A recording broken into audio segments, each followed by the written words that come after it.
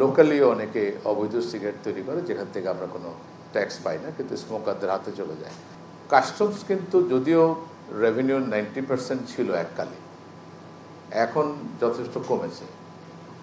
কাস্টমসের মূল উদ্দেশ্য কিন্তু ট্রেড ফ্যাসিলিটেশন এবং ন্যায্য রেভিনিউ যেটা আমাদের পাওনা যদি কেউ সেটা ফাঁকি দেয় সেগুলো আমরা ডিটেক্ট করব এটা। আর যেহেতু বলা হচ্ছে যে আমাদের ট্যারিফ রেজিমটা হাই এবং আমরা যখন এলডিসি গ্র্যাজুয়েশনের দিকে যাচ্ছি সেটার প্রিপেয়ারনেস নেওয়ার জন্য আমাদের কিন্তু বিভিন্ন রেট কমাতে হচ্ছে। আমরা যেগুলো বাড়িয়েছি সেগুলো কিন্তু রাজস্ব আদায়ের জন্য বাড়ায়নি, সেগুলো বাড়িয়েছি আমাদের লোকাল ইন্ডাস্ট্রিকে প্রোটেক্ট করার জন্য। আমাদের এখানকার লোকাল ইন্ডাস্ট্রিদের ডিমান্ড ছিল যে এগুলো যদি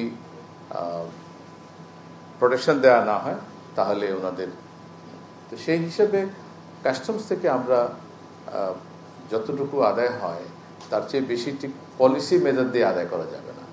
এখানে অপারেশনাল এফিসিয়েন্সি বাড়াতে হবে। এখানে আমাদের প্রচুর পরিমাণের ফাঁকি আছে এবং সেই ফাঁকিটা ডিটেক্ট করে আসলে নিতে হবে। সেটা কিন্তু নতুন করে আইন হয়েছে তা না, এটা এক্সিস্টিং আইন আছে, কিন্তু আইনের সেই যথাযথ প্রতিপালন হয় না।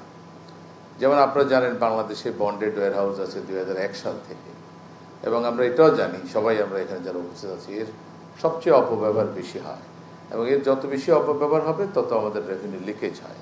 তো এটার জন্য এখান থেকে যে রেভিনিউ অতিরিক্ত আদায় করতে হবে এটা কিন্তু পলিসি থেকে নয়, এটা আদায় করতে হবে আমার অপারেশনাল এফিসিয়েন্সি বাড়িয়ে এবং আমার যে যারা যারা এই ফাঁকিটা দেন তাদেরকে শক্ত করে আইডেন্টিফাই করা এবং আমাদের আইনের যে মেজারগুলো আছে সেগুলো নেওয়া।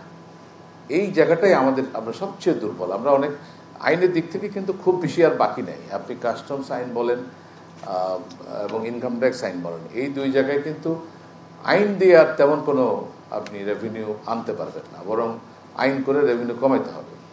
আপনাকে রেভিনিউ আইন আনতে হবে এনফোর্সমেন্ট থেকে।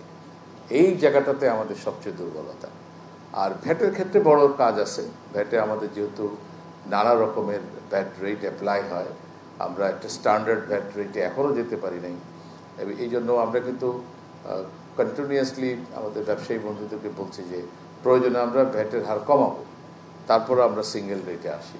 কিন্তু সেই ঐক্যমত্যে পৌঁছাতে পারি নাই বলে আমরা ভ্যাটের ক্ষেত্রে যদিও আমরা চেষ্টা করেছি অনেকগুলো ট্রাঙ্কেটেড ভ্যাটকে স্ট্যান্ডার্ড ভ্যাটে আনার, কিন্তু এটা এখনও অনেক দূর বাকি।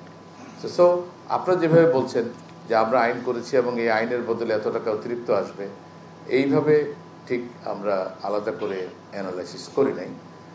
ইনকাম ট্যাক্সে হয়তো আমরা কিছু মেজার নিয়েছি, আমাদের বিশেষ করে ইম্পোর্ট স্টেজে কিছু আমরা এআইটি বসিয়েছি, সেখান থেকে আমাদের একটা ক্যালকুলেশন আছে।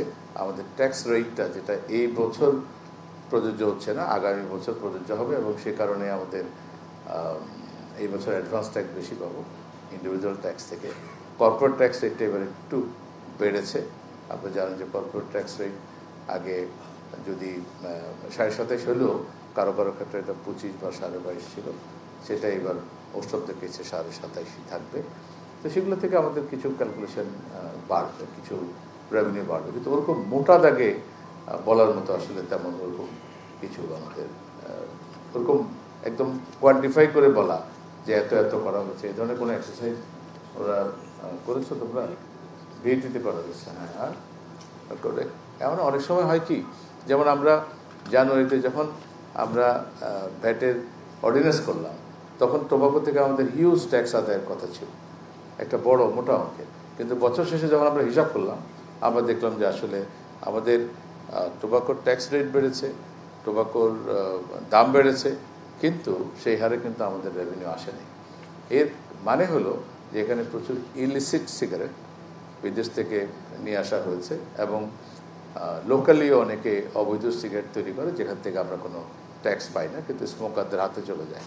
তো এই বিষয়গুলো আমাদের খেয়াল রাখতে হবে। অ্যাগেইন এটাও কিন্তু আমাদের এনফোর্সমেন্টের বিষয় যে আমরা ইলিগাল সিগারেট ম্যানুফ্যাকচারকে ধরতে পারলাম কিনা, যারা বিদেশ থেকে ট্যাক্স পেমেন্ট করা ছাড়া দেশের সিগারেট এনে বাজারজাত করছে, সব জায়গায় অ্যাভেলেবল, সেগুলো আমরা কতটা ধরতে পারলাম তার উপর আমরা আসলে ডিপেন্ডেন্ট।